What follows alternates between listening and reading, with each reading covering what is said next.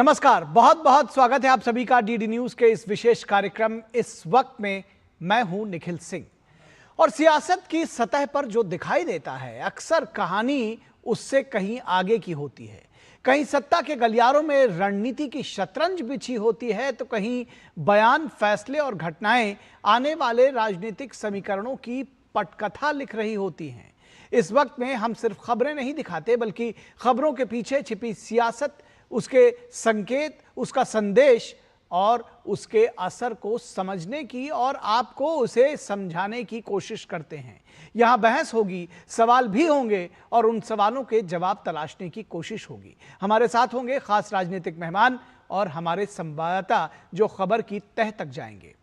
तो आज बात करेंगे पश्चिम बंगाल की उस राजनीतिक उथल पुथल की जिसने तृणमूल कांग्रेस के भविष्य पर बड़े सवाल खड़े कर दिए हैं। लगातार हो रहे इस्तीफों, बढ़ती बगावत और अभिषेक बनर्जी पर कसते कानूनी शिकंजे के बीच क्या टीएमसी अपने सबसे बड़े संकट से गुजर रही है?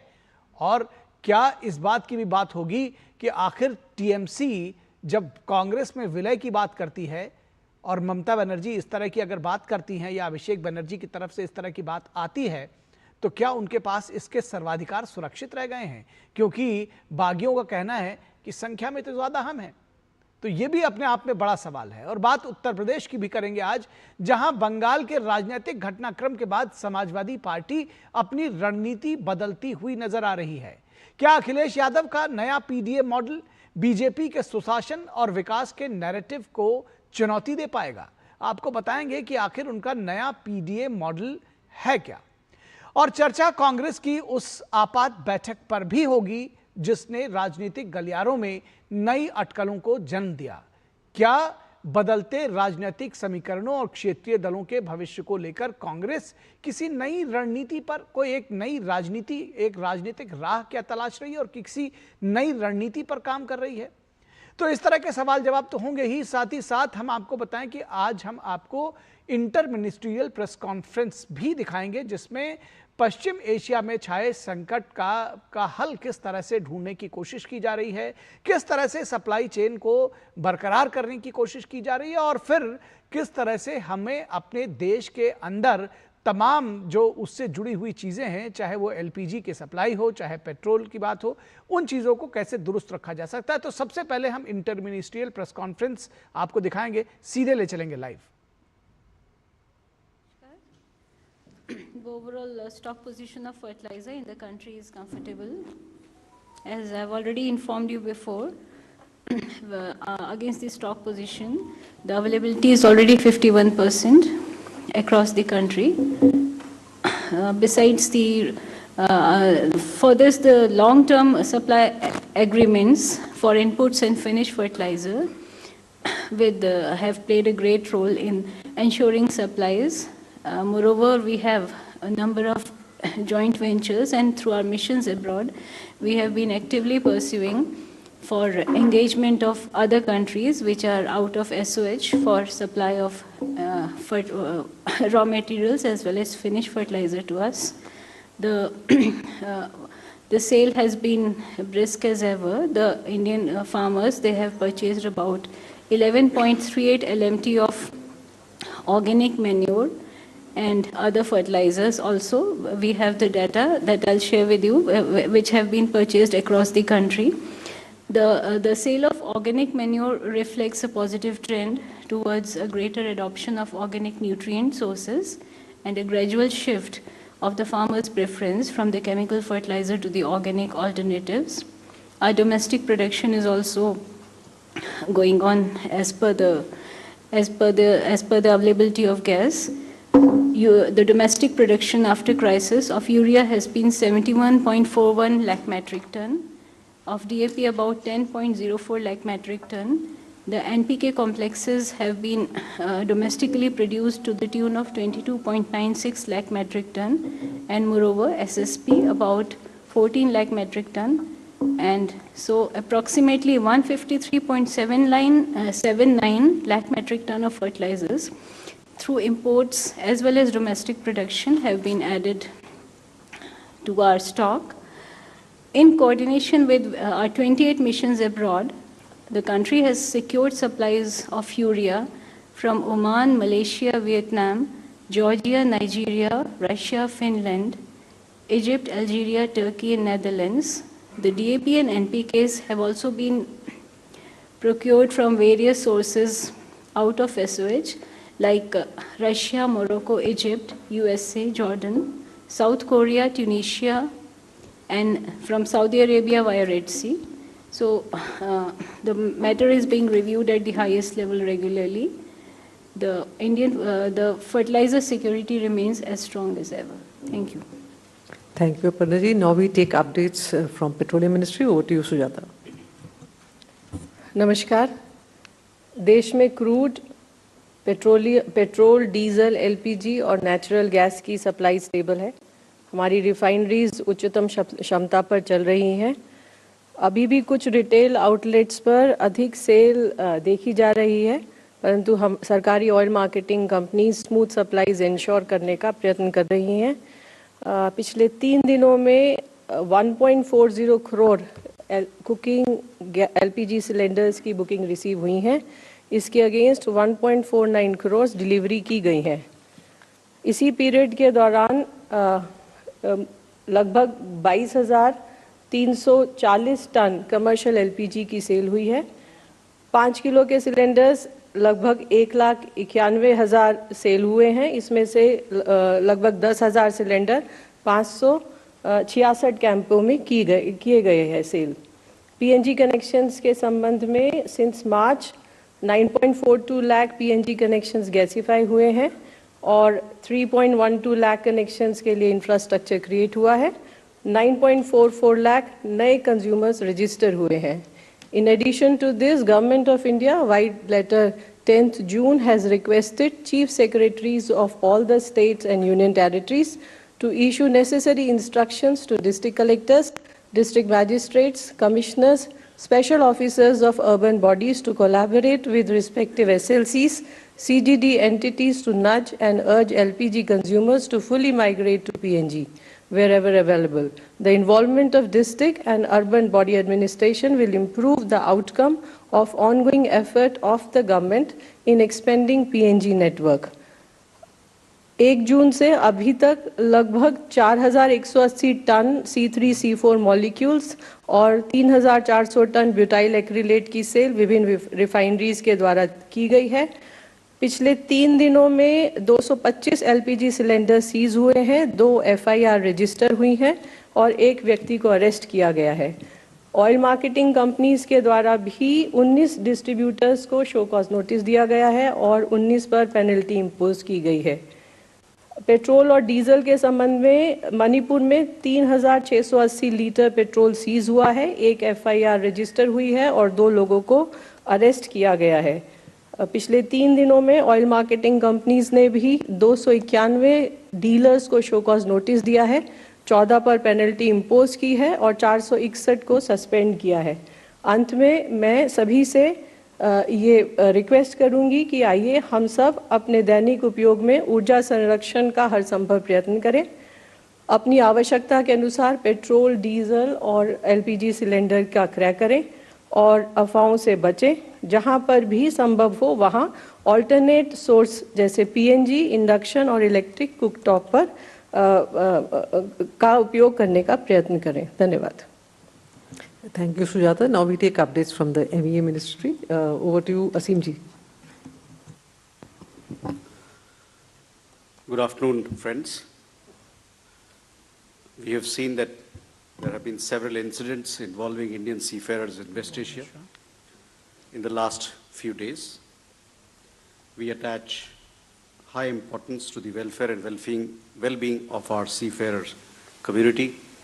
We need not re-emphasize this point. Yesterday we condemned the attack on a ship off the coast of Oman, in which unfortunately we lost 3 Indian nationals. We had summoned the US CDA here to register a strong protest. The continuing incidents of attacks on shipping in the region are deeply worrisome and a direct result of the ongoing conflict in the region. These attacks must cease and end, and we also call for dialogue and diplomacy so that we can have an early return to peace and stability in the region. More updates from my colleague. Good afternoon. Ministry of External Affairs continues to closely monitor the developments in the Gulf and West Asia region. Our efforts are focused on ensuring the safety and welfare of the Indian community in the region. We are in constant touch with the state governments and union territories for sharing information and to coordinate our efforts. Our embassies and consulates across the region are proactively assisting our community. They are operating round-the-clock helplines to provide timely assistance to Indian nationals. They are also in close touch with the local governments.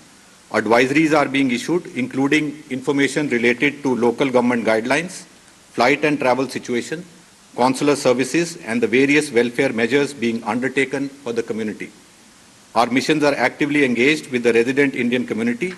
They are regularly interacting with the Indian community associations, organizations, professional groups, and Indian companies to address their concerns. An update on recent attacks on commercial vessels off the coast of Oman. A status update on MT Marivex. MT Marivex, a Palau-flagged vessel, was targeted off the coast of Oman on 8th June 2026. The ship had 24 Indian crew members on board, all of whom were safely rescued. Our mission in Oman has been rendering all assistance to them and has been in constant touch with the concerned authorities to facilitate their early repatriation to India. They are expected to return to India tomorrow. A status update on MT Setebello. You would have seen our statement yesterday condemning the attack on the commercial vessel MT Setebello, a Palau-flagged ship off the coast of Oman. There were 28 crew members on board, including 24 Indian nationals. Out of the 24 Indian nationals, 21 have been safely rescued. Unfortunately, 3 Indian nationals have lost their lives. We express our deepest condolences to the families of the deceased.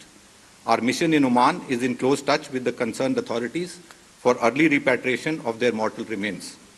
Our mission is also rendering all assistance to the rescued Indian seafarers and remains in touch with the concerned authorities for their early return to India. A status update on MT Jalveer. Today, we also learned that commercial vessel MT Jalveer, a Guinea-Bissau flagged vessel, came under attack off Shinas port in Oman. The vessel has 20 Indian crew members on board and all are reportedly safe. Our mission in Oman is closely monitoring the situation and coordinating with the Omani authorities for the safe evacuation of the Indian crew. The continuing incidents affecting commercial shipping in the region are deeply concerning. We reiterate the importance of ensuring the safety and security of seafarers and of maintaining free and unimpeded navigation and commerce through international waterways in accordance with international law. Thank you. Thank you. Now we take updates from the Shipping Ministry. Over to you, Mukesh. Good afternoon. Ministry of Port, Shipping and Waterways expresses its concern on the recent incidents involving merchant vessels in the Persian region. Details of the recently reported incidents are as follows. On 8th June, a fire was reported on board Palau flagged vessel MT Marvix near Omani coast. There were 24 Indian crews on the vessel and all crew members were safely rescued by Omani Air Force.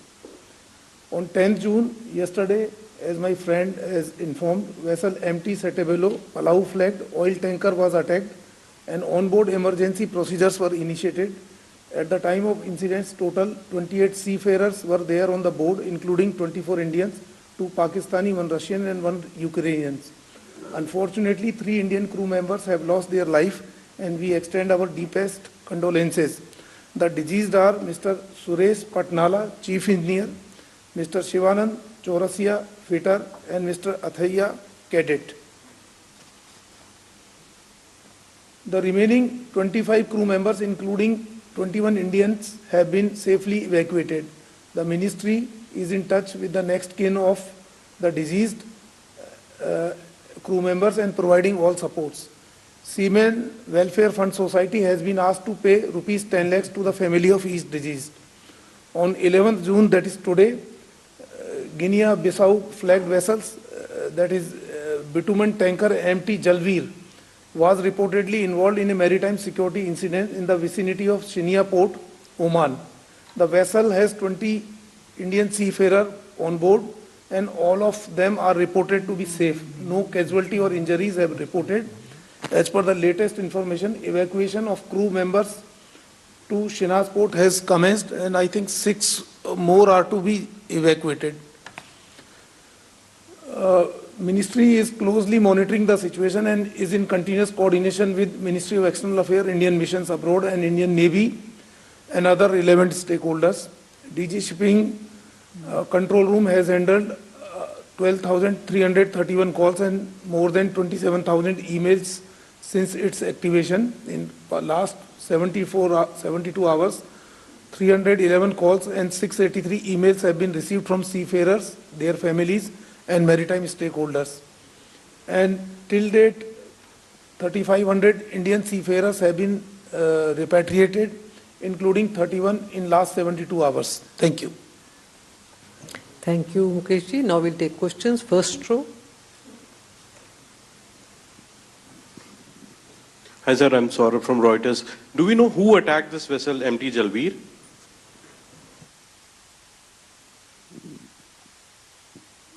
Sir, what was the reason for the death of the 3 Indian seafarers? Hi, Second row, yes. Seisha from NDTV Profit. So, this is the 3rd ship with the Indian crew being attacked in the last 4 days.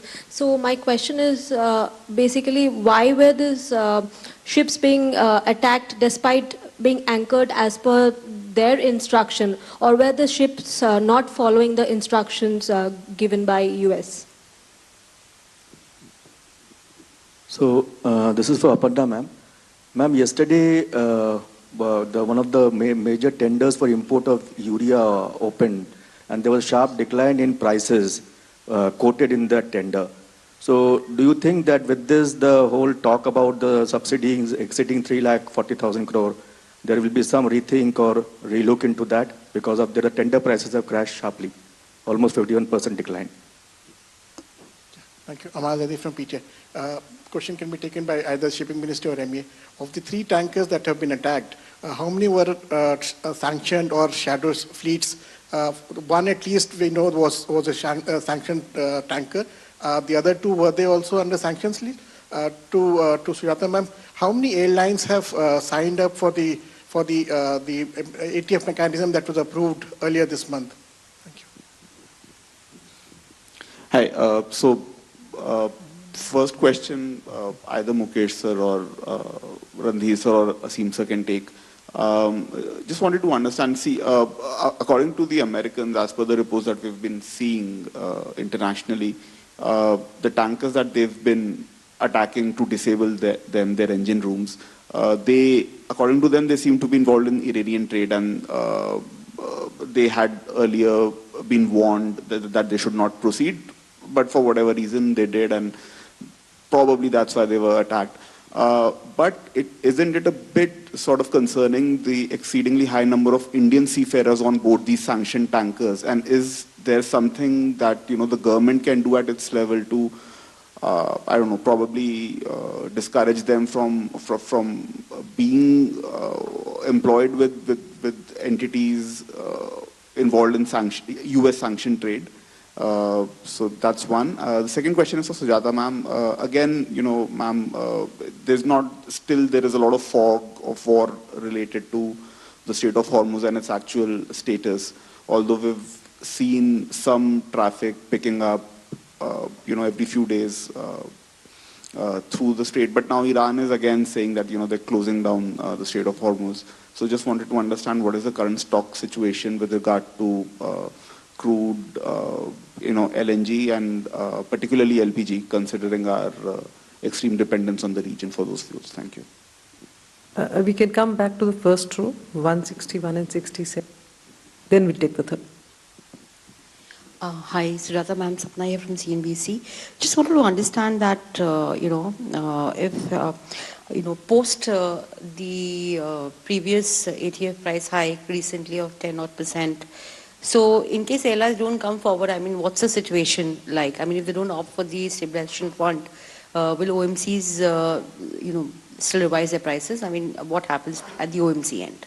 Thank you. नमस्कार sir, मैं आनंदमणि त्रिपाठी हूँ राजस्थान पत्रिका से।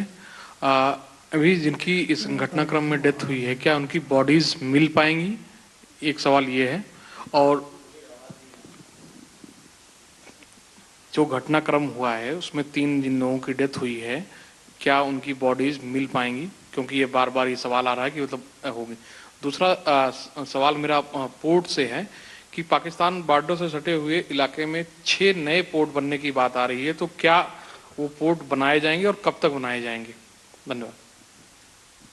A third row, we can take from here, 24, and then we go that side. Thank you, ma'am. Vinayak Dikshit from RT India. My first question is for the Shipping Ministry. Sir, if you could give us an exact number as to how many Indian seafarers and Indian flag vessels are still stuck in the Persian Gulf. And the second question is for the MEA. Sir, if you could shed more light about the meeting with the Charge d'Affaires of the US Embassy, and have they given any assurances to India so that any such incidents don't take place in the future as well? Yeah, hi. My question to Aparna ma'am, I just want to learn from your side, how much fertilizer we have imported in the current fiscal, and how much more we intend to import during the current Kharif season.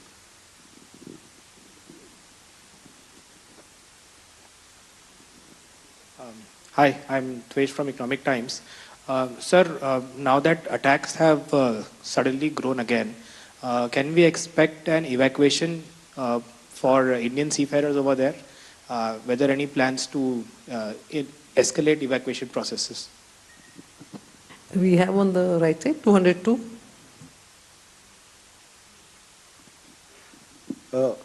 My question is to Mukesh Mangal, sir. Hello, sir. Dev from Times Now. Sir, is there any specific reason as to why Indian flag vessels are coming under attack? Because, people seem to have an inclination or liking towards us in a wrong way. Or is it probably because we are carrying fuel, that is the reason? Or there is no established reason, or it's just a random attack? What could be the exact reason, in case if you know? Good afternoon, sir. Randhir sir and Mukesh sir, my question is from both of you. I'm Shivani from India Today. Is there a guideline that these vessels need to follow while they are crossing this area of the Gulf of Oman? And is the Indian Navy is also involved in the present rescue operation of MT Jalveer? Okay, we were all the questions. We begin with fertilizers.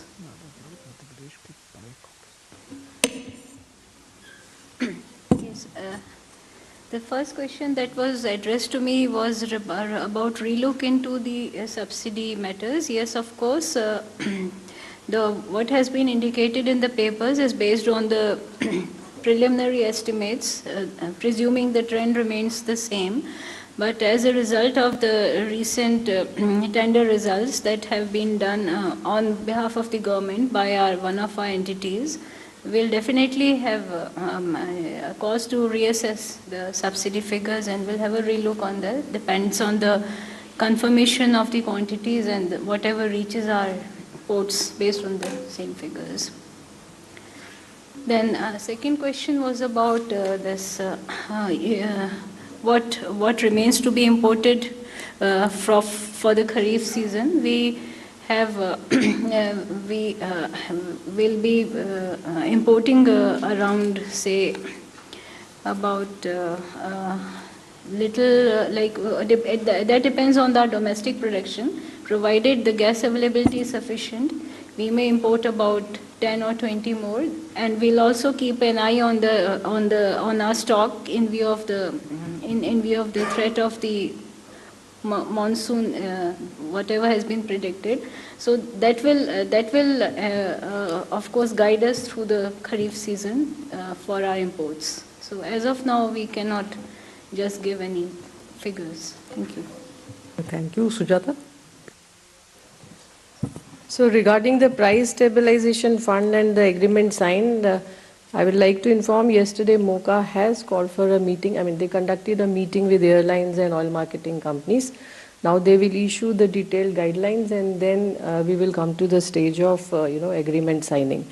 Regarding the inventories of crude, LPG, LNG, I think this was the question we are facing for the last 3 months, and every time we are telling you we have sufficient inventories, and it has been the effort on the part of government to ensure the smooth supplies of petrol, diesel, LPG, natural gas to all the consumers with minimum possible inconvenience.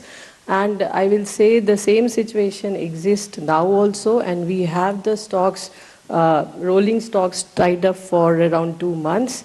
And regarding the price, what will be the future, I will not be able to comment on that right now. Thank you. Thank you. Now between ME and shipping. ME, will you take the questions first? So thank you. Most of the questions are interlinked, so I'll answer them together. But I will address all the issues that have been raised.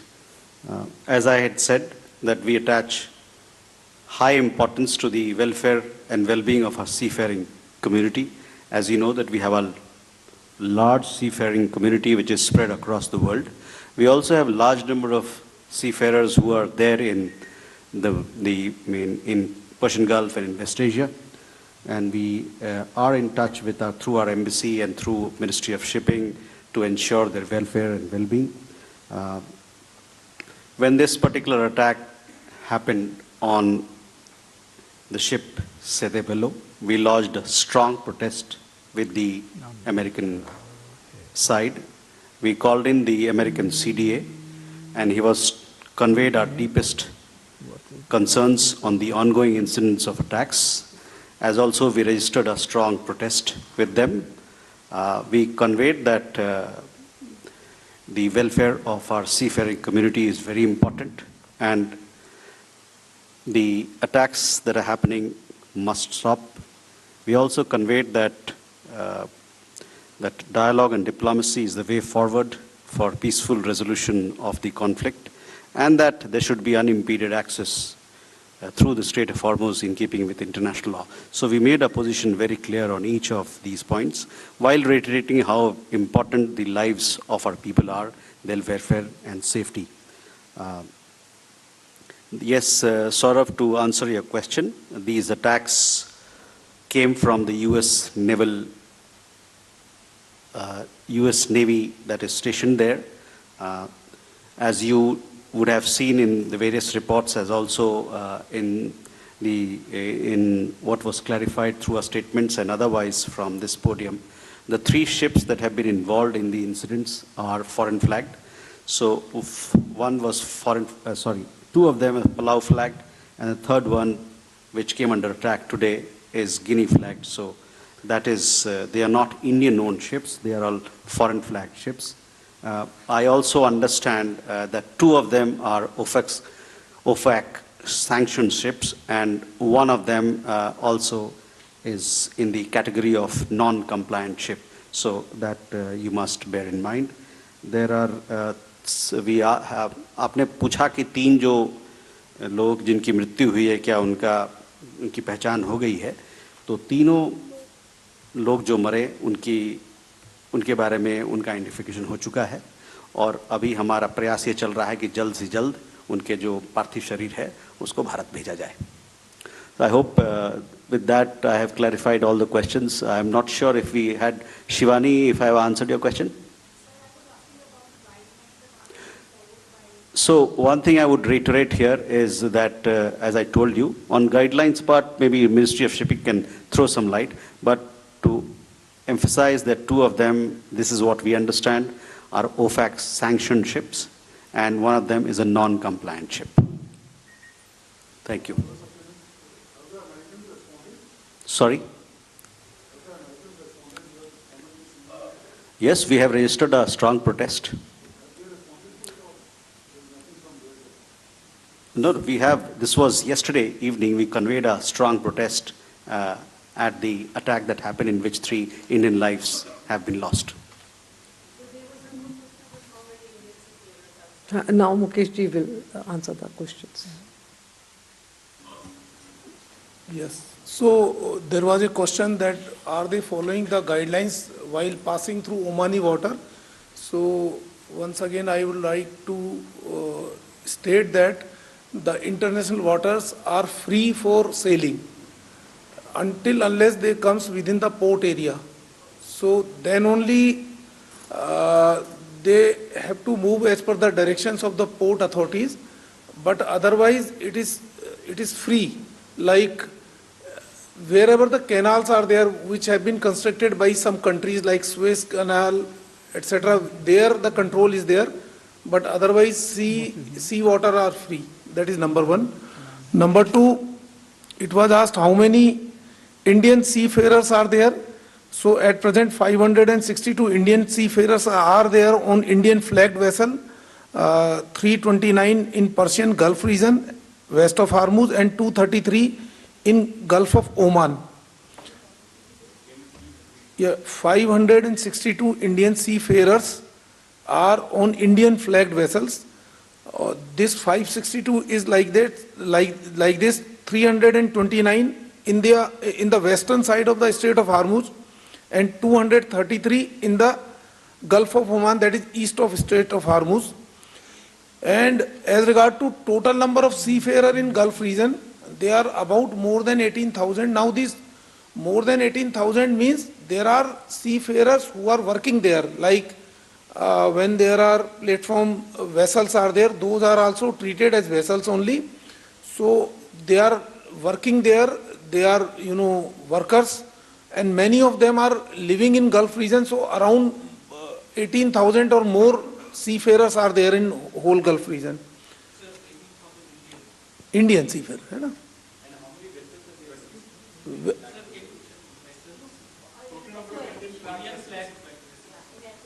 Yeah, 13, है ना? And then some more questions were there. Of course, my friend Randhir has already replied most of the questions. It's not that only Indian flagged vessels are being attacked. It's like for last 3 incidents, they were not Indian flagged vessels. And there was a question that some 6 new ports are being constructed near Pakistan border.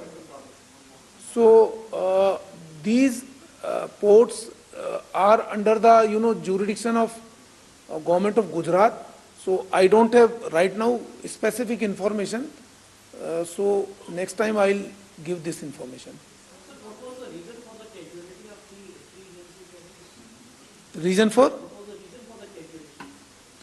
No, reason for casualty means there is an attack. If anybody if comes under that attack, then he can be injured or he can die also.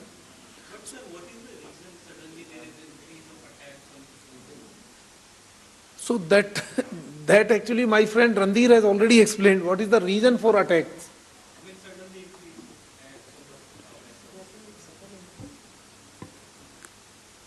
Sorry, I didn't get you. I mean, you all understand that there is a conflict going on in the region and there are parties who are involved in it. You are also following developments that are happening there. We, on our side, also take note of the developments. If you piece them together, you will get a sense what's happening. It's a conflict zone. It's as clear as that.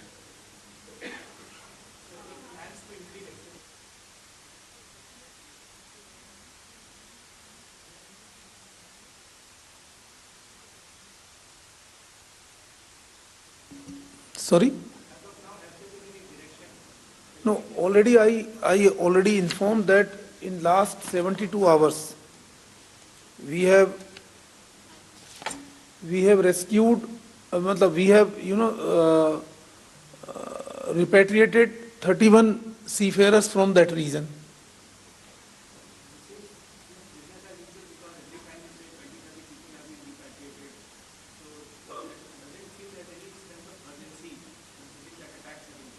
No, actually, it all depends on how many seafarers are willing to come. Again, there are multiple dimensions of this issue. Like earlier, all the flights were, cancelled most of the flights were cancelled from Middle East region. Then flights started, and then suddenly now this situation is again, going in different way. So it all depends ki how many seafarers are willing to come, what are the facilities available. We have repatriated the seafarers through other countries also. But if there is a need, we will increase our effort.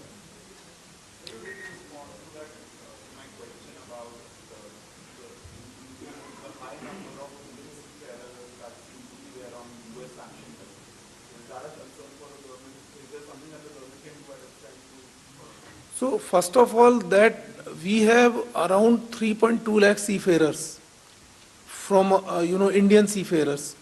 So we are having pretty large number of seafarers globally, and so because we have more number of seafarers, so every likelihood that more number of Indian seafarers are there on the vessels, and I can't comment on that why Indian seafarers are there on US sanctioned vessels. Again, there are two type of sanctions, maybe as many as type of sanctions could be there, like tomorrow some X country says ki I will also issue a sanction list, so that can't be controlled, but there is a list, UN sanction list is there, then as you have told, some US sanction list is there.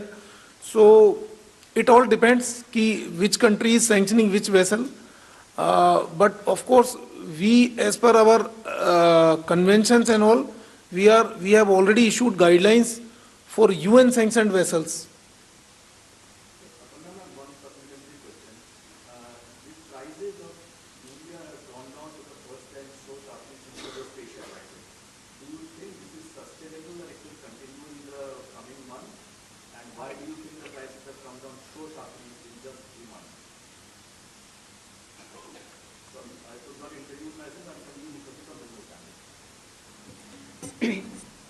So, if you have been following the reports in the papers, it must be quite obvious that the coming down of the prices is because of entry of new countries into the market. And they have entered in a big way. So with this, the prices have come down sharply. And moreover, our stock position and our production is going on seamlessly. So maybe that is also an indication to the countries from whom we are importing that we may not need, our requirement may come down also. So there are a number of factors. So consumption and our stock position, these are also related. And because of this, the prices may have been impacted. So let's see how this trend continues. And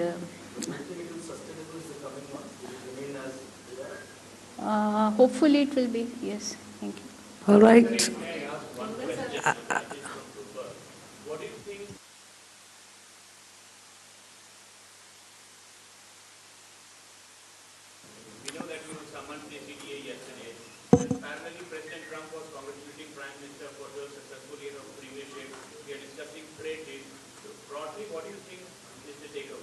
Okay, we'll take one last question, 280. Thank you, ma'am. One sec, let him ask question, then we'll run the Anil Handa, the question is to Mukesh ji. Mukesh ji, in the conflict zone, as you have said about the things where you have been questioned, if I understand it right, the conflict zone, your take is like Indian vessels are not being attacked more than the other countries' vessel, and the cargo Indian bound, cargo which is Indian bound, and the seafarers who are Indians on various ships. Is that your assessment, your take on that? Or we have reports that something more is also happening? I'm not saying that Indian vessels are attacked less or foreign flagged vessels are attacked more or vice versa. What I'm telling that it is not that only Indian flagged vessels are being attacked. You can see that last three vessels, like first was MT Merriwex, that was Palau flagged vessel, then Setevelu, again Palau flagged vessel, and then third one is this Jalveer, this is Guinea-Bissau flagged vessel. So if we see last three vessels in this region, all of them are foreign flagged vessels, and because we are more discussing the vessels where Indian seafarers are there. So that is why these vessels are coming into picture. There may be some vessel which has been attacked, some foreign flagged vessel which has been attacked, but there are no Indian seafarer is there. So probably we are not discussing that vessel here. We are only and only discussing when the vessel is either Indian flagged or foreign flagged or Indian seafarers are there. So that is why it gives some impression that only Indian flagged vessels are being attacked. So that is not the correct thing. That is what I mean to say.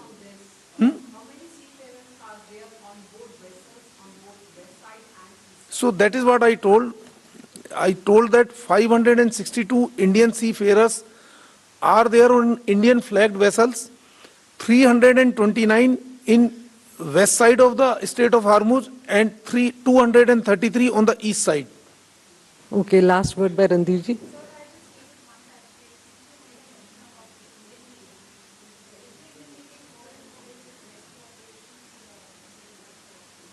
I'm sorry, I think I have not given any reference of Indian Navy, but it was asked whether Indian Navy is involved, so that I cannot comment. But the third vessel, which is Jalveer, I think Omani Navy is doing the this evacuation efforts. Omani Navy is doing. I have not told Indian Navy. Okay, 209 is also there. We'll just take it, and then Randhir ji can. Okay, 78. This is for Sujata ma'am. A notification has been issued to exempt excise duty on E22 to E30 petrol. So has there been any timeline that has been decided for nationwide rollout? On the same lines of what he just asked, are these signs of that we might see higher mandate? Are these signs that we might see higher mandate of ethanol in petrol very soon? And also, has there been an assessment, progress in assessment as to what impact it would have? Because there was a lot of controversy on the impact on vehicles, and majorly it was the reason why rollout of higher blended ethanol was delayed. So has there been a progress in that assessment as well? So, regarding this excise duty, I also want to clarify a few points. One, blending of ethanol with petrol at depot level is theoretically a manufacturing activity which can be subjected to excise duty. E20 was exempted by the Ministry of Finance earlier also. Same clarification has been issued for higher blends, and there is nothing new. With higher BIS standards available, the same excise duty waiver has been extended to E22, 25, 27 and E30. This is a preliminary prerequisite for eventually introducing higher blends, but does not convey anything about rollout of higher blends as of now, as that will only be done after extensive testing and consultation. Thanks, Sujata. Randhir ji. Rajesh, answering your question, we have lodged a very strong protest, and that was the reason why the CDA was summoned yesterday, late evening, to the Ministry of External Affairs. It is our expectation that due note will be taken of our protest. Thank you. Thank you, friends. Thank you, officers. Thank you all.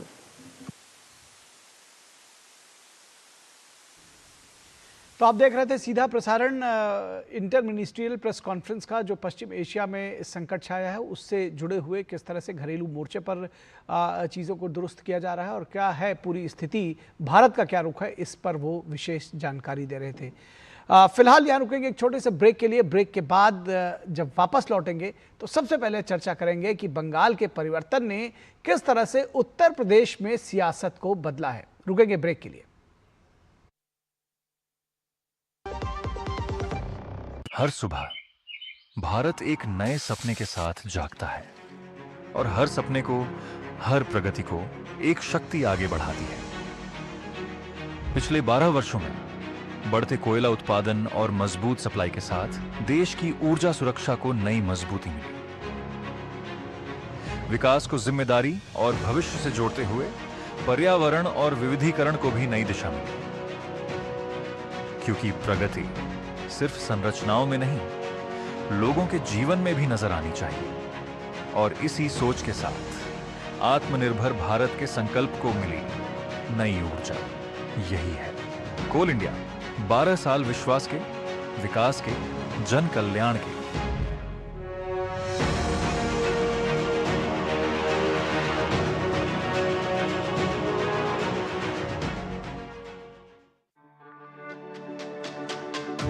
मेरी पसंद, मेरी पसंद, मेरी पसंद, मेरी पसंद, हमारी पसंद, हम सबकी पसंद। मजबूत देश का मजबूत सरिया हो गया स्टील।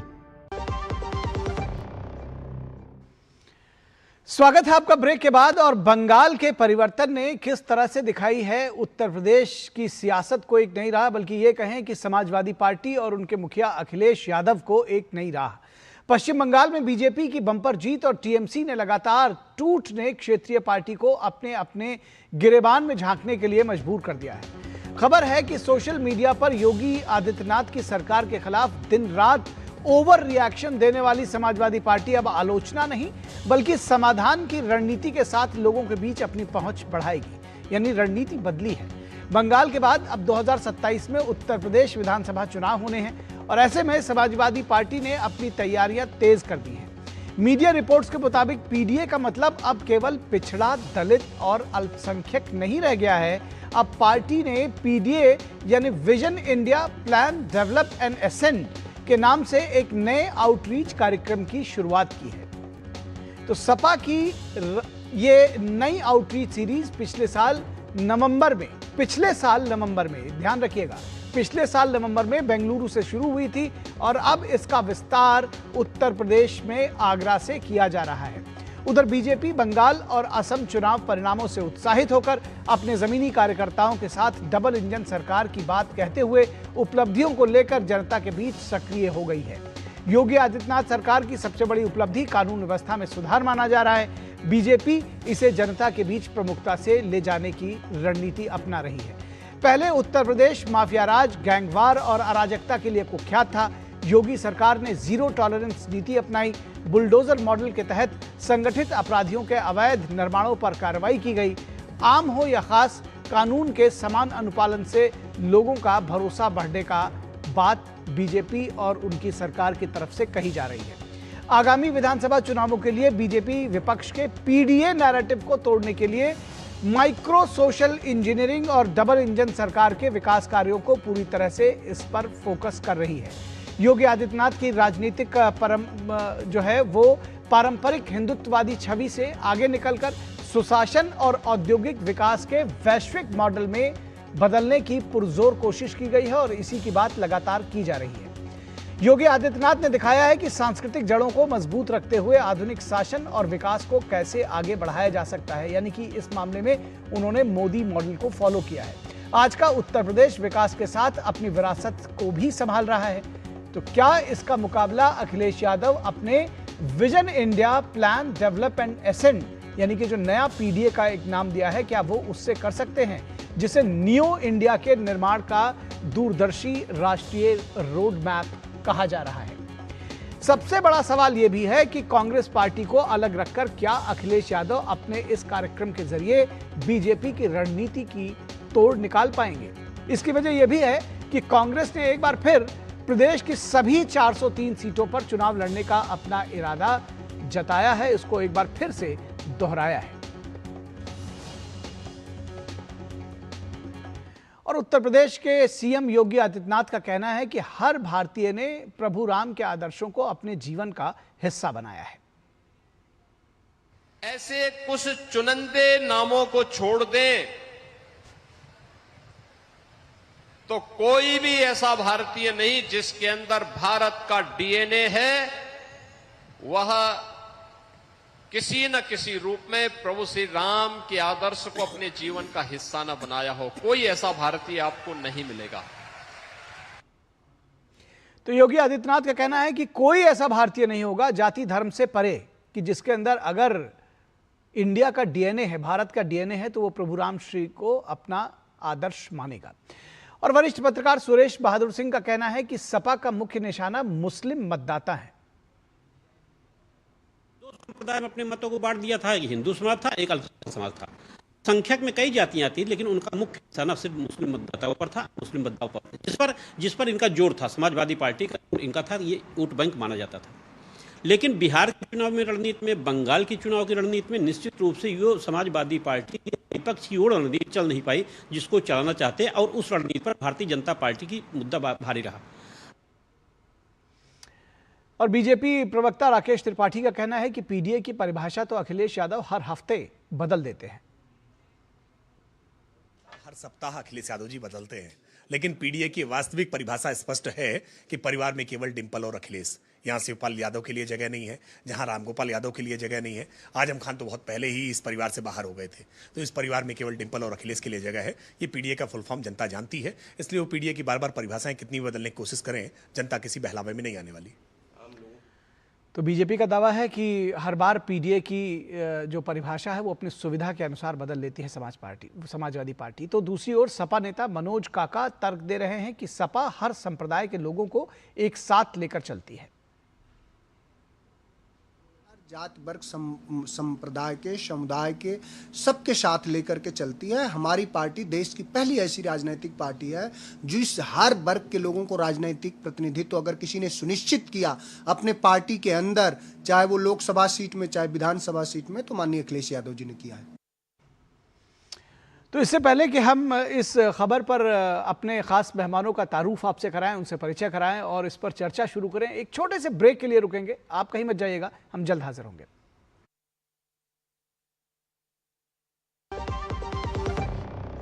जब धरती चीर कर निकलता है लोहे का पत्थर और मिलता है मोंगिया के जोश से, फिर तपता है, पिघलता है और बनता है फौलाद। अब होता है सरिया सारी खूबियों के साथ। मोंगिया स्टील, मजबूत देश का मजबूत सरिया। पता है, लोग अक्सर मुझसे पूछते हैं कॉल सेंटर का स्टेडी जॉब क्यों छोड़ा। I wanted more out of life. बस मैंने अपना स्टार्टअप शुरू किया। जानना चाहोगे कैसे? Then start up your own business as an LIC agent. यहाँ सब कुछ है, great products, zero investment, leading organization and unlimited opportunities. तो क्या आप तैयार हैं? LIC एजेंट बनो, अब बड़ा सोचो। हमारी वेबसाइट पर जाएं या अपनी नजदीकी LIC शाखा से संपर्क करें। ब्रेक के बाद एक बार फिर आप सभी का स्वागत है। तो उत्तर प्रदेश में अखिलेश यादव ने, समाजवादी पार्टी ने पीडीए का जो फुल फॉर्म है, पिछड़ा, दलित और अल्पसंख्यक से उसको अब बदला है, उसकी एक नई रूपरेखा दी है। इस पूरे विषय पर और उत्तर प्रदेश की सियासत पर बातचीत करने के लिए हमारे साथ खास मेहमान जुड़े हुए हैं, उनसे आपका परिचय करा दें। हमारे साथ एसएन सिंह जो कि बीजेपी के प्रवक्ता हैं जुड़े हुए हैं, बहुत स्वागत है एसएन सिंह जी। हमारे साथ डॉक्टर निखिल खत्री जो कि समाजवादी पार्टी के प्रवक्ता हैं जुड़े हुए हैं, निखिल खत्री जी बहुत स्वागत है आपका। विनोद मिश्रा हमारे सलाहकार संपादक जुड़े हैं, विनोद जी बहुत स्वागत है। विकास सिंह हमारे संवाददाता लखनऊ से जुड़े हैं, विकास आपका भी बहुत स्वागत है। और विकास, शुरुआत आपके साथ करना चाहेंगे क्योंकि फील्ड में आप लोग रहते हैं, क्या रिएक्शन है समाजवादी पार्टी में, क्या रिएक्शन है बीजेपी में और खासतौर पर कार्यकर्ताओं में इस पहल को लेकर के? ये जो पहल की गई है, अखिलेश यादव हमेशा से नए प्रयोग करने के लिए जाने जाते हैं। हमने देखा था 2017 में उन्होंने कांग्रेस के साथ गठबंधन किया था, 2019 में बसपा के साथ, 2022 में छोटे दलों के साथ रहे और 2024 में एक बार फिर से कांग्रेस के साथ गठबंधन किया। अब उनको लग रहा है खासतौर से बिहार और बंगाल चुनाव में जो हश्र हुआ विपक्षी पार्टियों का, जो उनकी राजनीति की मुख्य ध्रुव थी, केंद्र था, खासतौर से मुस्लिम मतदाता, मुस्लिम प्रेम और तुष्टीकरण, उनको लग रहा है कि उनको जो पार्टियां थी वहां पर उसी को लेकर बंगाल में खास तौर से 15 सालों तक राज किया, लेकिन फिर भी वो हार गई। तो जनता का मूड भांप रहे हैं और कहीं ना कहीं उन्हें लग रहा है कि पीडीए में जो फुल फॉर्म देते थे, पिछड़ा, दलित और अल्पसंख्यक, इससे काम नहीं चलेगा। हालांकि वो कई बार अपने भाषणों में बात बदल भी चुके हैं। ए का अर्थ वो कभी कभी अगड़ा कह देते थे, कभी अति पिछड़ा कह देते थे, तमाम सारी बातें रहती थी। आमतौर पे ए को लेकर हमेशा कंफ्यूजन बना रहता है लोगों में कि समाजवादी पार्टी की तरफ से कि ए का अर्थ असली क्या है, वो अल्पसंख्यक है या अगड़ा है। यही लेकर अब नया प्रयोग कर रहे हैं। वो जान रहे हैं कि किसी एक खास वर्ग को लेकर, जो मुस्लिम वर्ग हो चाहे यादव हो, एमवाई का समीकरण हमेशा एक पहचान रहा है समाजवादी पार्टी के लिए, लेकिन लग रहा है कि अब उससे दाल नहीं गलेगी। इसलिए नई तरीके की पॉलिटिक्स करना चाहते हैं, जिसकी शुरुआत कर रहे हैं आगरा से। 18 मंडलों में ये कार्यक्रम आयोजित किए जाएंगे। अखिलेश यादव एक बार फिर से नया प्रयोग करना चाह रहे हैं। निखिल, चलिए आप बने रहिए हमारे साथ। विनोद जी, 18 मंडलों में ये कार्यक्रम किया जाएगा, एक नया प्रयोग है। और जिस तरह से आपने सुना, विकास कह रहे हैं कि भाई ये तो हम पहले से भी सुनते रहे, कई बार वो अपने हिसाब से इसको बदल लेते हैं। तो क्या ये जनता का मूड भाप करके ये बदली हुई सियासत, या फिर एक जिसको कहते हैं कि कंस्ट्रक्शन वाली पॉलिटिक्स है, एक पॉजिटिव पॉलिटिक्स है कि जनता के बीच में जाएंगे और उनके जो दुख दर्द हैं उसकी बात करेंगे, आगे कैसे बढ़ा जाए, आउटरीच प्रोग्राम लेकर आए हैं? निखिल, मुझे याद है कि 2022 में, शायद 2022 ही अगर मैं गलत नहीं हूँ, तो प्राइम मिनिस्टर मोदी कानपुर गए थे फॉर्मर प्राइम मिनिस्टर प्रेसिडेंट के घर पे। तो वहाँ के किसी कार्यक्रम में बोलते हुए उन्होंने कहा था कि देश में एक मजबूत विपक्ष, राज्य में एक मजबूत विपक्ष होना जरूरी है। तो मुझे लगता है कि समाजवादी पार्टी की ये पहल से अगर एक मजबूत विपक्ष यूपी में योगी सरकार के सामने में, बीजेपी के सरकार के सामने में दिखती है, तो ये अच्छी बात है लोकतंत्र के लिए और कम से कम वहाँ के लोगों के लिए। क्योंकि समाजवादी पार्टी का जो ओवर रिएक्शन हम लोगों ने इतने वर्षों से देखा है, और योगी के सेंट्रिक में कि हर काम की आप आलोचना करेंगे, हर बात की आलोचना करेंगे, और ट्विटर का जो सोशल मीडिया का इन लोगों ने बनाया था, तो मुझे लगता है कि अब इनके जो बुद्धिजीवी सेल हैं उन्होंने समझाया होगा कि ये सीधे सीधे आपकी ये सारी प्रतिक्रियाओं से कुछ एक राजनीतिक में आपको कोई फायदा, ऐसा माहौल और कोई नैरेटिव का असर नहीं होता है। तो ये प्लान जो उन्होंने बनाया है बहुत साइंटिफिकली किया है, और मुझे लगता है कि इसका स्वागत भी होना चाहिए कि अब इन्होंने इसकी पहल पहले बेंगलुरु में की थी कि अब ये आउटरीच जो करना चाहते हैं, जो बेसिक जरूरी है। कांग्रेस पार्टी खत्म क्यों हो गई? उसकी आउटरीच ही खत्म हो गई, जनता से उसका संवाद नहीं बना था। तो ये प्रोग्राम है, उसमें जो बुद्धिजीवी है, जो समाज के जो बड़े तबके हैं, जो ट्रेडर्स हैं, स्मॉल बिजनेसमैन हैं, यूथ है, एनजीओ है, उनको लेके अगर अलग अलग एक तरह के अपने विचारों को लेके और समाधान देना चाहते हैं कि यूपी की जो अलग अलग क्षेत्रों की अलग अलग समस्या है, उसकी अगर वो समाधान देने के ब्लूप्रिंट लेके बात करते हैं, तो शायद लोगों को आकर्षक लगेगा। लेकिन सवाल तो लेकिन का है कि जो राजनीति करने के आदी हैं आप, उससे आपके इस नया पीडीए के फॉर्म से, प्लान डेवलपमेंट और एसेंट के नए पीडीए से, इस पे लोगों का भरोसा होगा या नहीं होगा, ये निखिल अभी देखना बाकी है। जी, लोगों का भरोसा कितना होगा ये देखने की बात है। डॉक्टर निखिल, ये जो डेवलपमेंट की बात कही जा रही है, जाहिर तौर पर अगर देखा जाए तो एक अच्छी शुरुआत है, क्योंकि बार बार कहा जा रहा है कि भाई अगर मजबूत विपक्ष हो, एक अच्छी सरकार हो, लोग भी उससे जुड़े, तो इससे बेहतर कुछ नहीं हो सकता। और खासतौर पर अगर डेवलपमेंट की बात करें, आपका डेवलपमेंट वर्सेस हमारा डेवलपमेंट, हम एक नया मॉडल लेकर आ रहे हैं, जनता के बीच में उसका डिबेट होने दीजिए, तो इससे बेहतर तो कोई बात हो ही नहीं सकती। लेकिन क्या आपको लगता है कि ये सारी बातें जनता का मूड भाप करके पश्चिम बंगाल का चुनाव और ये जो सारी राजनीतिक बातें आ जाती हैं, क्योंकि इस पर एक बड़ा इफ लग जाता है, तो क्या ये समाधान का ब्लूप्रिंट है या फिर ये भी एक राजनीतिक चाल के तौर पर देखना चाहिए? सबसे पहले निखिल जी, आपको और सभी पैनलिस्टों को, आपके सभी दर्शकों को मेरा नमस्कार। अगर आप बात कर रहे हैं उत्तर प्रदेश की, तो उत्तर प्रदेश में तो जनता ने भारतीय जनता पार्टी को एक ऐसा उत्तर दिया है कि क्या कहते हैं, पहले नंबर से दूसरे नंबर भारतीय जनता पार्टी आ गई। और इस समय उत्तर प्रदेश के लोग एक उत्तर बीजेपी से खुद पूछ रहे हैं कि भैया आप 10 साल से आप सत्ता में हैं, आपको 10 साल होने वाले पर आपने किया क्या है? ये नहीं बता पाएंगे, क्योंकि दिल्ली वाले जो 12 साल तक अभी तक उत्तर प्रदेश में राज कर रहे हैं वो ही नहीं बता पाते हैं। डबल इंजन आपस में टकरा रहे हैं, तो कम से कम ये अपना देखिए। और दूसरी अगर आप पीडीए की बात करें, तो मैं स्पष्ट तौर पर आपके चैनल के माध्यम से एक बात बता दूं, ये बात सुनकर हमारे सभी में जो ए है ए पर आप सभी पूछते हैं तो जितने भी शब्द ए से बनते हैं वो सारे के सारे हमारे पीडीए में है। जितने भी ए से आप शब्द बना सकते हैं वो सारे के सारे पीडीए में है। तो यही हमारा सभी का सौहार्द है, ये हमारे सबका हमारा एक भाईचारापन है कि कैसे भारतीय जनता पार्टी को 24 में हराने के लिए सभी समाज एकत्रित होते हैं, 27 में सभी समाज एकत्रित होंगे। और दूसरी बात, आपने बात करी कि पीडीए की प्लान डेवलपर एक्सेंट की, इस पर सबसे पहले हमने बेंगलुरु में शुरुआत की, फिर हमने हैदराबाद में कार्यक्रम रखा, फिर हमने जयपुर में कार्यक्रम रखा, फिर हमने गाजियाबाद में रखा, अब हम आगरा में जाने वाले हैं। पर सबसे पहले निखिल जी बात इसकी होनी चाहिए कि हम ऐसे कार्यक्रम हमें क्यों लाने पड़े, क्योंकि हमें रूल ऑफ सोशल जस्टिस चाहिए। हम प्रिजर्व करेंगे हमारी डेमोक्रेसी को, हमारे सेक्युलरिज्म को और हमारे सोशलिस्ट टेनेंट्स ऑफ और कॉन्स्टिट्यूशन। क्योंकि भारतीय जनता पार्टी जब से आई है सभी पर इतना आक्रामक, हर तबके पर इतना आक्रमण कर रही है कि वो समझ नहीं पा रहे हैं कि इस समय वो अपना व्यवसाय कैसे करें। और अगर आप आगरा की बात करें तो हमने सभी पर एक के लिए टाइटल्स दिया है कि छोटा कारोबारी कारोबार क्यों हो रहा बर्बाद, इस पर हम आगरा पर बात करेंगे। आपने देखा होगा भली बात उत्तर प्रदेश में तो छोटे कारोबारी होती है जिनका काम छोटे व्यवसाय पर होता है, वो सभी को उन सभी को भारतीय जनता पार्टी ने बर्बाद कर दिया है। तो हम इस मारे आगरा में बात करेंगे। तो ये माना जाए निखिल जी डॉक्टर निखिल, ये माना जाए कि आपका जो पिछड़ा दलित और अल्पसंख्यक का जो कार्ड था वो बैक स्टेज चला गया है। अब आप डेवलपमेंट की बात करेंगे, अब आप छोटे कारोबारियों को कैसे शह दी जाए, कैसे उनको बढ़ाया जाए, एक नया ब्लूप्रिंट लेकर आएंगे। नहीं निखिल जी, आप मुझे एक बात बताइए, आपने बोला बैकफुट पर, तो मैं अगर आपको कुछ आंकड़े बताऊंगा तो आपको साफ तौर पर समझ आएगा कौन बैकफुट पर गया।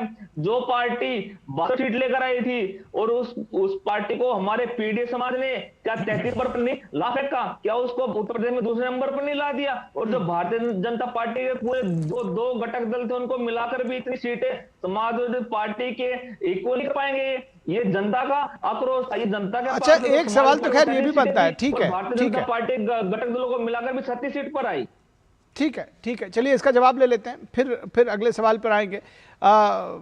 एसएन सिंह, अगर एक अच्छा विपक्ष आपको, क्योंकि आप लोग भी कई बार ये कहते हैं कि भाई कि विपक्ष तो कुछ करता ही नहीं, अगर उत्तर प्रदेश में एक रचनात्मक विपक्ष की शुरुआत अखिलेश यादव ने की है और कोई समाधान का ब्लूप्रिंट लेकर आते हैं उन समस्याओं का, जिसको कहा जा रहा है कि भाई वो समस्याएं हैं, तो आपको क्या दिक्कत है? ये तो एक अच्छी बात है, आपको इसका स्वागत करना चाहिए। आपने उसमें एक अच्छा शब्द जोड़ा ना, अच्छा रचनात्मक विपक्ष। अगर विपक्ष रचनात्मक विपक्ष की भूमिका निभाएगा तो स्वागत है।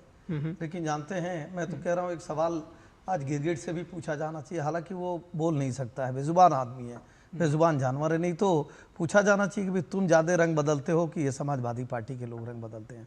और इससे भी बड़ी बात एक और निखिल जी कहूंगा, एक गाना नहीं था ये मौसम का जादू है मितवा, तो जो लोग अपने पूरे चुनाव में पता नहीं कौन कौन परिवार की और डेवलपमेंट के परिवार हो गया, निखिल जी सुनिए, जो लोग केवल अपने परिवार डेवलपमेंट की बात करते रहे और सिर्फ ये नहीं करके दिखाने का भी कार्य किए हैं, जिसपे हजारों सवाल उठा है। आज पश्चिम बंगाल के चुनाव परिणाम ने उनकी दशा और दिशा बदल दी। ऐसी पार्टियों को, कुछ पार्टियां तो विलय करने जा रही हैं, सुन रहा हूं कांग्रेस में विलय करनी है, किसमें विलय करनी है। हो सकता है कि उसका एक आगाज जो है समाजवादी पार्टी को भी हो गया हो कि भाई हम अभी से बदल जाएं, विचार भी बदल जाए, व्यवहार भी बदल जाए, पार्टी भी बदल जाए, तो पार्टी को बदलने के कारण इस तरह की बातें कर रहे हो। नहीं तो आप सोचिए कि जो आदमी पिछड़े समाज का हक लूटा हो, जो दलितों पे अत्याचार किया हो, जो बाबा साहब की मूर्तियों को तोड़ने का कार्य किया हो, जो दलित बेटी के साथ जो है गेस्ट हाउस जैसा कांड करने का कार्य किया हो, वो पीडीए पी और डी की बात करके सिर्फ अल्पसंख्यक के लिए कार्य किया हो, वो हमेशा एक देसी कहावत है, बहुत देसी कहावत है, गांव में कहा जाता है कि सियरा उहे बार रंगवा बदल ले, मतलब वही सियार है, केवल रंग बदल लिया है। निखिल जी, ये रंग बदलकर जनता के बीच में भ्रम पैदा करने के लिए समाजवादी पार्टी पुरजोर कोशिश करती है। चूंकि ये लोग हर समय चाहते हैं कि किस तरह से हिंदू समाज को बांटा जाए, काटा जाए, छाटा जाए और सत्ता प्राप्त किया जाए। जब बिहार में नहीं चला, जब पश्चिम बंगाल में नहीं चला, एक नए नारे के साथ आ रहे हैं। जब पीडीए का नाम रखा गया, 10 सेकंड दीजिएगा निखिल जी, जब पीडीए का नाम रखा गया था तो समालोचकों ने पूछा कि भाई आपके यहाँ तो एमवाई फार्मूला चलता था मुलायम सिंह जी के समय से, तो आपने एमवाई को छोड़ के पीडीए क्यों रखा? उन्होंने कहा कि हमारे ऊपर एक दाग धब्बा लग गया था कि हम सिर्फ मुसलमानों की और यादों की पार्टी हैं, तो हम भ्रम जाल फैलाने के लिए समाज में और हम एक पीडीए का नया नारा दे देते हैं। भाई मैं तो कहूँगा कि ये लोग कलयुग के ऐसे बहेलिए हैं कि ये रोज रंग रूप को अपने बदलने का कार्य करते हैं, लेकिन बिहार की जनता ने इनको जवाब दिया, पश्चिम बंगाल की जनता भी जवाब दी, और अब उत्तर प्रदेश की जनता भी इंतजार कर रही है कि जो 2024 में आप खटाखट फटाफट झूठ बोलने का जो कार्य किए, आप आइए साहब हम आपका हिसाब करते हैं। इस नाते कुछ लोग पार्टी बदल रहे हैं, कुछ परिवार बदल रहे हैं और कुछ नाम बदल रहे हैं। ठीक है डॉक्टर निखिल, सवाल कई सारे हैं। तो ये भी कहा जा रहा है कि भाई पश्चिम बंगाल के परिणामों के बाद आपके सियासी सुर बदल गए, ये सब शुरुआत आपने नवंबर में की थी, तो अब तेजी जब चुनाव आई तो क्यों हुआ? दूसरी बात, एक और बड़ा मौजूद सवाल जो कहा जा रहा है कि भाई कांग्रेस को आप साथ लेने की बात कर रहे हैं, तो कांग्रेस तो कह रही है हम 403 सीटों पर अकेले चुनाव लड़ेंगे, फिर से इस तरह के स्टेटमेंट्स आ रहे हैं, तो कांग्रेस का क्या करेंगे? कांग्रेस को साथ लेंगे, इसमें उनको साथ मिलाकर लेकर चलेंगे या अपना अलग अलग चलेंगे? निखिल जी, अभी भारतीय जनता पार्टी प्रवक्ता कुछ बात बता रहे थे, तो मैं तो उनकी बात को पूरा कर दूं। हालांकि भारतीय जनता पार्टी के सारे प्रवक्ता ऐसी वाणी बोलते हैं कि कहीं ना कहीं वो खुद ही कंफ्यूज हो जाते हैं। इन्होंने बात एक शब्द बोला क्रिकेट का, मैंने क्रिकेट की बात बता दूं, जो व्यक्ति भारतीय जनता पार्टी कार्यकर्ता को जूते चप्पलों से पीटना चाह रहा था, उनको इन्होंने कैबिनेट मंत्री बना दिया। जो व्यक्ति ये बोलता था कि मैं मर जाऊंगा, भारतीय जनता पार्टी में नहीं जाऊंगा, उनको इन्होंने मुख्यमंत्री बना दिया। जो व्यक्ति ये बोलता था कि हमारे प्रधानमंत्री जी आतंकवादी हैं, उनको इन्होंने मुख्यमंत्री बना दिया। तो कम से कम ये अपना गिरबान तो जाके कम से कम ये चीजें तो देखें, ये किनके साथ है। और ये बात करते हैं क्रिकेट की, आपसे बड़ा क्रिकेट तो इस समाज में क्या इस विश्व में कोई है ही नहीं। और दूसरी बात देखिए, दरअसल निखिल जी ना, निखिल जी सच्चाई को कोई झुठला नहीं सकता, झूठ बोलकर इतिहास को बदला नहीं जा सकता। आप समाजवादी पार्टी का इतिहास देखिए, तब का भी इतिहास देखिए, वर्तमान 10 दिन पहले चले जाइए, कभी राजपूत समाज को गाली, कभी ब्राह्मण समाज को गाली, कभी कुर्मी समाज को गाली, कभी मौर्य समाज को गाली। ये गाली देने वाली पार्टी, ये हर समाज को अपमानित करने वाली पार्टी। हंसेंगे कि नहीं? एसएन सिंह जी आपको वक्त देंगे, एसएन सिंह जी आपको वक्त देंगे, पहले निखिल जी की बात पूरी हो जाए। बदमाशों को ये सम्मानित करते हैं। अगर आप पेंशन निखिल जी आंकड़ा देंगे तो उसमें क्राइम अगेंस्ट वुमेन में उत्तर प्रदेश में नंबर 1 है, क्राइम अगेंस्ट दलित में उत्तर प्रदेश में 1 है। तो इस पर बोलेंगे नहीं बोल पाएंगे, क्योंकि ये वही व्यक्ति हैं जो क्राइम को बढ़ावा देते हैं और जो हमारे दलित अल्पसंख्यक समाज पर इतना अत्याचार करते हैं कि उनकी कहीं सुनवाई नहीं है। अभी हमने साफ तौर पर अभी बुलंदशहर में क्या देखा कि एक गैंगरेप पीड़िता डीआईजी की गाड़ी के सामने आ जाती है, वो क्या बोलती है मैं मर जाऊंगी, क्योंकि पुलिस कंप्लेंट नहीं करती है, पुलिस एफआईआर लॉन्च नहीं करती है। तो ये इनका हाल है। भारतीय जनता पार्टी के राज में पुलिस वाले, पुलिस का एक ऐसा हाल हो चुका, निकल जाएगा पुलिस वालों की हथेली गरम तो पुलिस वाले नरम। डॉक्टर साहब निखिल जी, मुझे लग रहा है कि अब हम लोग इस डिबेट का जो मर्म है उससे कहीं अलग हो गए। पार्टी के सुनिए आपकी बात। और दूसरी बात उत्तर प्रदेश में जैसे 24 में इंडिया गठबंधन साथ आया था, वैसे 27 में इंडिया गठबंधन साथ होगा। पर भारतीय जनता पार्टी अपने गठबंधन को, जो ये इनके जो ठगबंधन बना, अपने ठगबंधन को देखे कि इनके ठगबंधन के साथ अगर एक दो युवक हो गया तो ठीक है, मुझे लग रहा है कि डिबेट से डिरेल हो रहा है हम इन बातों को करके। भारतीय जनता पार्टी, निखिल जी मैं कह रहा हूँ, एक निखिल जी बहुत छोटा सा सवाल है, मुझे लग रहा है कि आपके दर्शकों को भी अच्छा लगेगा। निखिल जी, अगर विकास की बात करनी थी तो क्या आज तक इंतजार कर रहे थे कि पहले हम विनाश का कार्य कर लेंगे, विनाश के व्यवहार को प्रस्तुत कर लेंगे, फिर विकास की बात करेंगे? 4 बार आपकी सरकार थी, मुजफ्फरनगर में दंगा होता है और एक धर्म और एक जाति को देखकर पीड़ित मान के उसको पुरस्कृत करने का कार्य करते हैं, उसको मुआवजा देने का कार्य करते हैं। तो क्या उत्तर प्रदेश की जनता ने इनको नहीं देखा है कि इनकी कथनी मीठी खारसी करनी 20 किलो, जिनका कर्म ही खराब है, जिनका व्यवहार ही खराब है, जिनका विचार ही खराब है, वो रंग बदल कर कितनी बार भी समाज में निकल जाएंगे। समाज के लोग जानते हैं कि इस समाज के प्रति अच्छा सोच रखते हैं। जो निखिल जी, जो बहेलिया होता है ना, वो कोई बहेलिया नहीं कहता कि हम चिड़िया को फंसाने आ रहे हैं, वो कहता है कि हम दाना रखने आ रहे हैं, लेकिन उस दाने में किसी की जान चली जाती है। आज उत्तर प्रदेश में 700 दंगे में बहुत सारे लोगों की जान चली गई। उत्तर प्रदेश की भोली भाली जनता 4 बार इनकी सरकार बनाई, लेकिन उत्तर प्रदेश को एक पिछड़ा प्रदेश बनाकर कहां से कहां कर दिए थे। आज उत्तर प्रदेश की जनता जब पूज्य योगी आदित्यनाथ जी की दूसरी बार सरकार बनाती है तो आप देखिए रैपिड रेल वाला उत्तर प्रदेश, डिफेंस कॉरिडोर वाला उत्तर प्रदेश, अमूल की फैक्ट्री वाला उत्तर प्रदेश, खाद का कारखाना वाला उत्तर प्रदेश, सबसे ज्यादा एयर कनेक्टिविटी वाला उत्तर प्रदेश और भव्य राम का मंदिर वाला उत्तर प्रदेश बन जाता है। जहां कहते थे परिंदा पर भी नहीं मार सकता है निखिल जी, आज इस महीने की तिमाही की जो जीएसटी कलेक्शन हुआ है वो गाजियाबाद और नोएडा को भी पीछे कर दिया, अयोध्या और मथुरा काशी का। मुझे लगता है कि उत्तर प्रदेश की भोली भाली जनता अब इनके बहकावे में नहीं आने वाली है और वैसे भी 17 में इनको सबक सिखा चुकी है और 27 में इनकी वही हाल हो रही है जो पश्चिम बंगाल में घमंडी ममता बनर्जी, ममता बनर्जी का हुआ, वही मुझे लगता है कि अखिलेश जी का भी होगा। ठीक है। निखिल जी, डॉक्टर निखिल, आप लगातार इनके ऊपर बोलते रहे। अब मैं चाह रहा था कि थोड़ा वो बोल लेते, थोड़ा आप उनका जवाब दे लेते, लेकिन एक दूसरे के ऊपर बोलते हैं तो दरअसल होता क्या कि दर्शकों को कुछ समझ में नहीं आता है।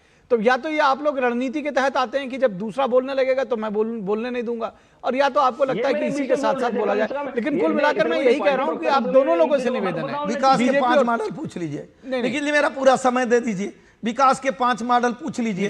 विकास के 5 मॉडल बता देंगे। 5 मॉडल बताइए आपका क्या विकास का 5 मॉडल है, और दुनिया का कौन सा ऐसा मॉडल है जो किसी को जातियों में बांट दे और कहे कि नहीं हम अगड़ा पिछड़ा करके। हमारे प्रधानमंत्री जी का सबसे अच्छा मॉडल है सबका साथ, सबका विकास, सबका विश्वास। और ये कौन कि हम आप वाले को तो हवा में जय श्री राम को उड़ा देंगे और दूसरे की सेवई और टोपी खाने में शर्म आएगी। एक धर्म की यात्रा पर छूट दे देंगे और दूसरे के यहाँ दर्शन ही नहीं करने जाएंगे। राम भक्तों पर तो गोलियां थोड़ा शांत हो जाइए और दूसरे को तो इनको मॉडल तो पूछिए। आप चलिए, अब दोनों लोग शांत हो जाइए, दोनों लोग शांत हो जाइए, दोनों से आप दोनों लोगों से, डॉक्टर निखिल आपसे भी, एसएन सिंह, आप दोनों लोग शांत हो जाइए। आप लोग विकास की बात कर रहे हैं, हमारे संवाददाता विकास वहां खड़े मुस्कुरा रहे हैं, उनके पास भी हम आएंगे। विकास, आपके पास भी आएंगे कि कार्यकर्ता आखिर किस तरह से इसको मानते हैं, किस तरह से वो देखते हैं, और खासतौर पर जो बीजेपी के कार्यकर्ता हैं वो भी किस तरह से देखते हैं, सपा वाले के देखते हैं। आपके पास आएंगे, लेकिन इससे पहले मैं विनोद जी के पास जाऊंगा। विनोद जी, आपको लगता है कि क्या ये जो मॉडल लेकर के आए हैं ये आत्मसात कर पाएंगे कार्यकर्ता और ये उसके बीच में जाएंगे, या सिर्फ ये सियासी बयानबाजी है और लगता है कि भाई पश्चिम बंगाल की जो हवा है वो बदल गई है तो कुछ बदलना चाहिए? नहीं निखिल, मैं मानता हूं कि ये बहुत एक सीरियस स्टेप है। बीजेपी के प्रवक्ता और अपना सपा के प्रवक्ता अपनी अपनी बात कह रहे थे, लेकिन आप ये चीज़ें हम लोगों को समझने की ज़रूरत है कि ये बहुत सीरियस एक नोट पे अखिलेश जी ने इसको शुरू किया है। लेकिन सवाल सबसे तो इम्पोर्टेंट ये है कि जिस ऑब्जेक्टिव इनका है उसमें ये चीज़ें भूल जाते हैं कि बीजेपी का जो प्रो इनकम्बेंसी है वो असम जैसे स्टेट में दोबारा तीसरी बार सरकार बनाई है, तीसरी बार असम में। बंगाल जैसे स्टेट में जहां कोई कल्पना नहीं कर सकता था कि बीजेपी आ जाएगी, वहां बीजेपी आई है।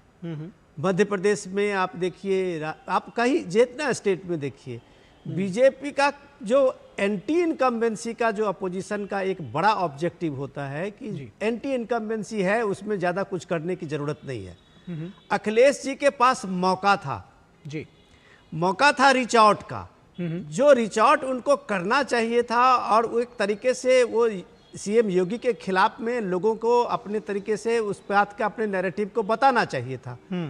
उस दौर तक में तो आप लगातार ट्विटर तक ही रहे, शादी ब्याह तक की पार्टियों में ही रहे, तो आप उसके बाद जो आप नैरेटिव बदलना चाहते हैं, आप परशुराम की मूर्ति का कहीं से अनावरण कर देंगे, इससे आप पीडीए में अगड़ा नहीं बना लेंगे। आपको उसका कॉन्फिडेंस देखना पड़ेगा, उसके कॉन्फिडेंस को जीतना पड़ेगा।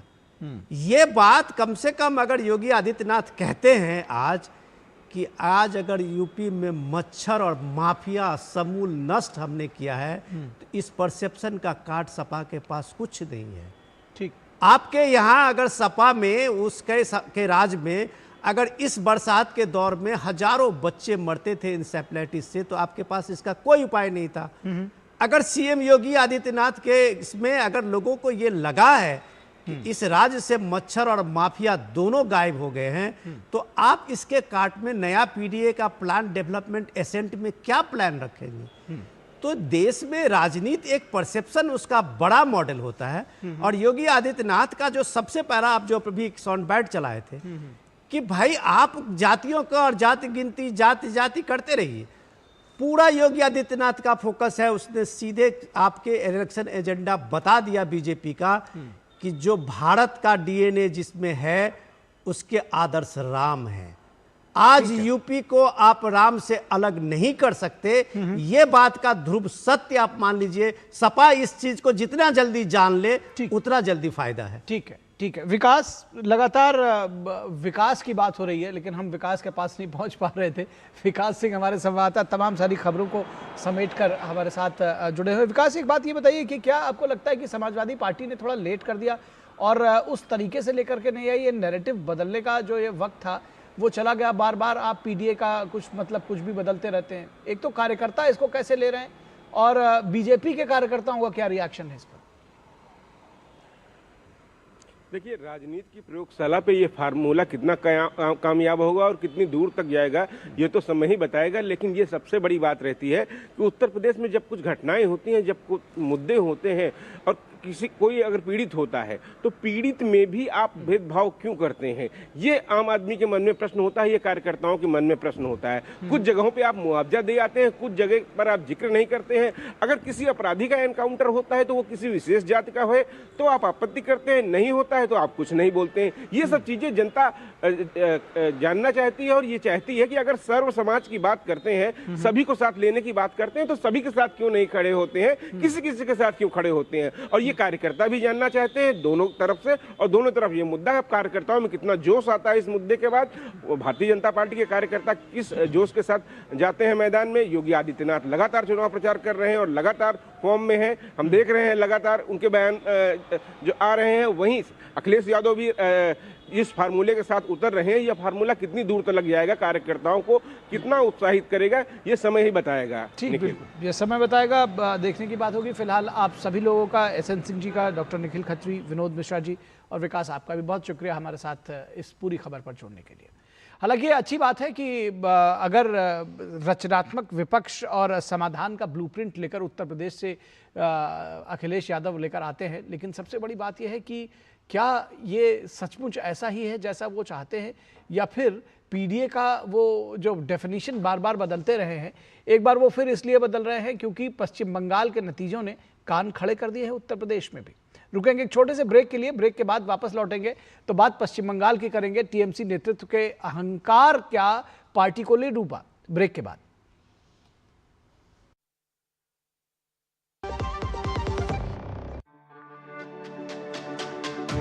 मेरी पसंद, मेरी पसंद, मेरी पसंद, मेरी पसंद, हमारी पसंद, हम सबकी पसंद। मजबूत देश का मजबूत सरिया हो गया स्टील।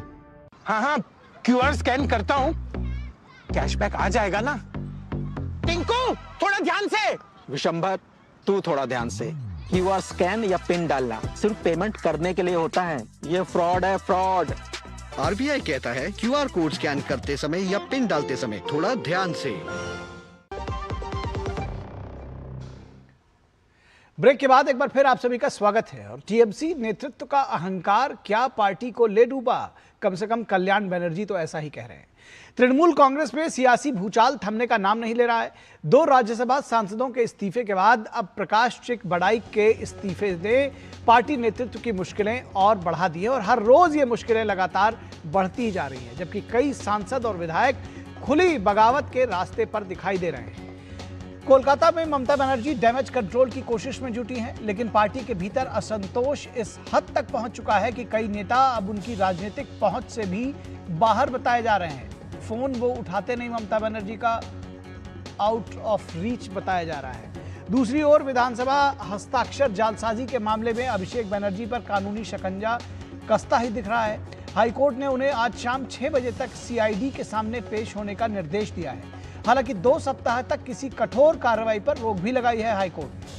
संकट केवल कानूनी नहीं, राजनीतिक भी है। पार्टी के वरिष्ठ सांसद और वकील कल्याण बनर्जी ने अभिषेक बनर्जी पर तीखा हमला बोलते हुए यहां तक कह दिया है कि या तो अभिषेक रहें या हम।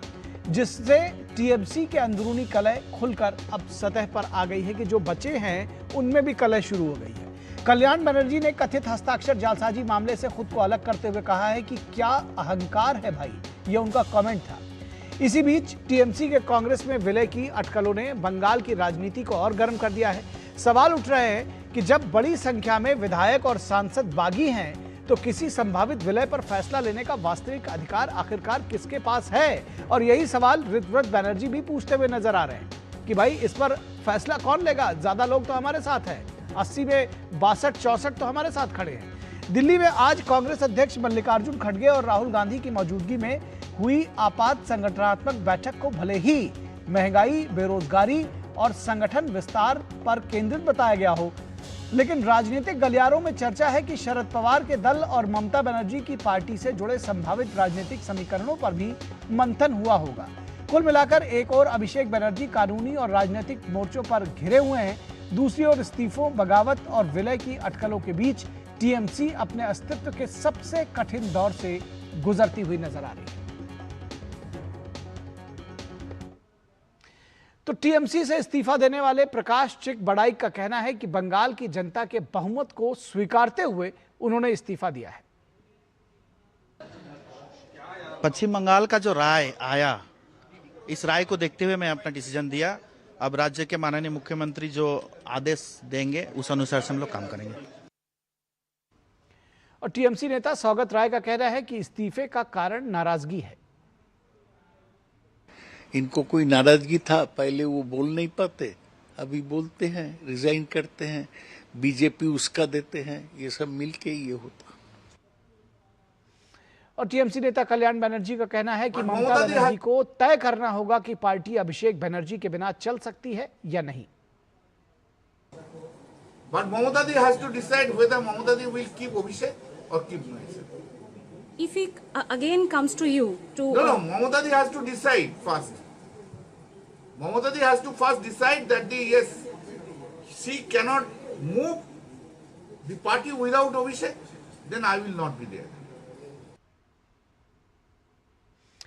तो रास्ता साफ कर दिया है कल्याण बनर्जी ने। वहीं सीबीआई नेता डी राजा का कहना है कि यह साफ है कि टीएमसी बहुत मुश्किल में है। It is very clear now, TMC is in deep crisis. How long it will survive as an independent political organization, it has to be explained by Mamata Banerjee. और इस पूरी खबर पर बातचीत करने के लिए कोलकाता से हमारे संवाददाता सौरभ दत्ता जुड़े हुए हैं और इसके साथ ही साथ हमारे सलाहकार संपादक विनोद मिश्रा भी जुड़े हुए हैं। सौरभ के पास पहले जाएंगे। सौरभ, क्या कुछ डेवलपमेंट आप वहां से बताएंगे, क्योंकि लगातार एक आप खबर भेजते हैं, एक खबर हम दिखाते हैं, उसके बाद एक नया डेवलपमेंट आ जाता है। तो क्या अभी 6 बजे की तैयारी में है अभिषेक बनर्जी, या फिर पार्टी किसी एक और टूट और फूट की तैयारी में दिख रही है?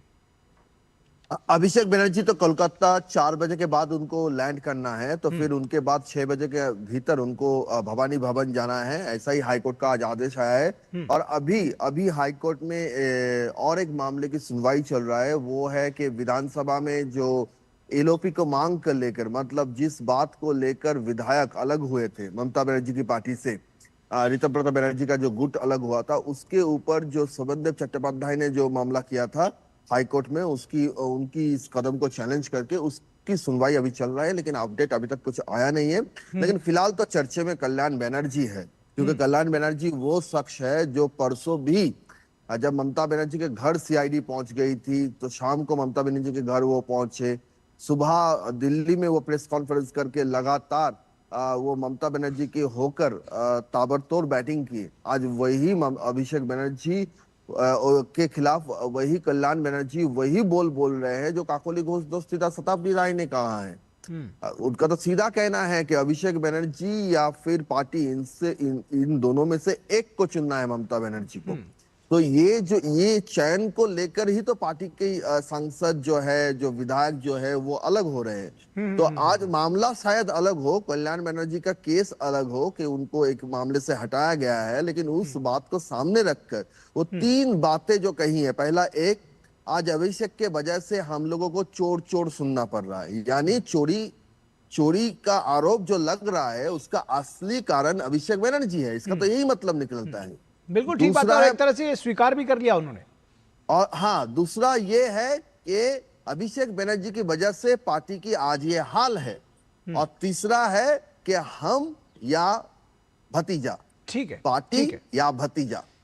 ठीक बात है। विनोद मिश्रा जी, ये जो सारी स्थिति है, आपको लगता है कि ममता बनर्जी के सामने जिस तरह की स्थिति, क्योंकि ये शुरू से जो सारे रिबेल्स हैं वो अभिषेक बनर्जी को बार बार ही उनके ऊपर ये सारी बातें कह रहे थे, लेकिन ममता बनर्जी ने शुरू में जिस तरह से 70 विधायक इकट्ठा हुए थे और उनके लिए तालियां बजवाई थी, क्या ममता बनर्जी के इस पूरे जो टूट है उसका कारण अभिषेक है और वो उनको छोड़ नहीं पा रही हैं? निखिल, जो सौरभ जो बता रहे थे कि जो चट्टान की तरह अभी तक कल्याण बनर्जी खड़े थे, तो परसों तो मैं उनका प्रेस कॉन्फ्रेंस सुन रहा था, यहीं दिल्ली में वो थे, और जितने भी बागी सांसद हैं उनको गद्दार बता रहे थे। तो कल जिस सांसद को गद्दार बता रहे थे जिस कारण से, तो आज जो बात वो कह रहे हैं वही तो अब खुद अपने बारे में तय करें कि वो क्या है। अब एक सिर्फ आपको अभिषेक बनर्जी के एक फैसले ने आपको इतना उत्तेजित किया कि आपको जो केस है अभी फर्जरी वाला जो केस है सिग्नेचर फर्ज का, उस केस से आपको हटा के एक जूनियर वकील को सामने में ला दिया। तो ये जूनियर वकील के आते ही आपको लगा कि ये मुझे अपमानित किया गया है। तो कल्याण बनर्जी कह रहे हैं कि ये इतना अहंकार, सबसे बड़ा अहंकार अभिषेक का ये कि आप विधानसभा में, आप सचिवालय में, आप स्पीकर के ऑफिस को लेटर भेजते हैं और वो जो लोगों के जाली हस्ताक्षर करके आप सिग्नेचर भेजते हैं विधायकों का कि फला आदमी हमारा विधायक दल का नेता होगा। और अहंकार ये देखिए कि कल्याण बनर्जी को एक झटके में हटा के एक जूनियर वकील को रख देता है। तो ये सारे एमपी जो अभी छोड़ रहे हैं, ये बात तो वो वही चीज तो वो भी दोहरा रहे थे।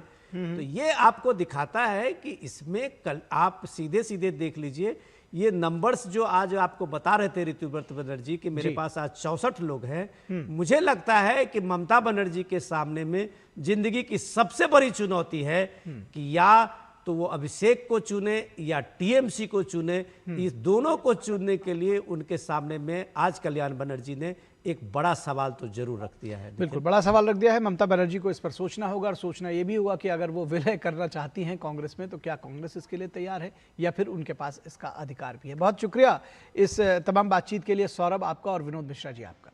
तो इस वक्त के आज के अंक में बस इतना ही। हमारी पूरी टीम को दीजिए इजाजत। नमस्कार।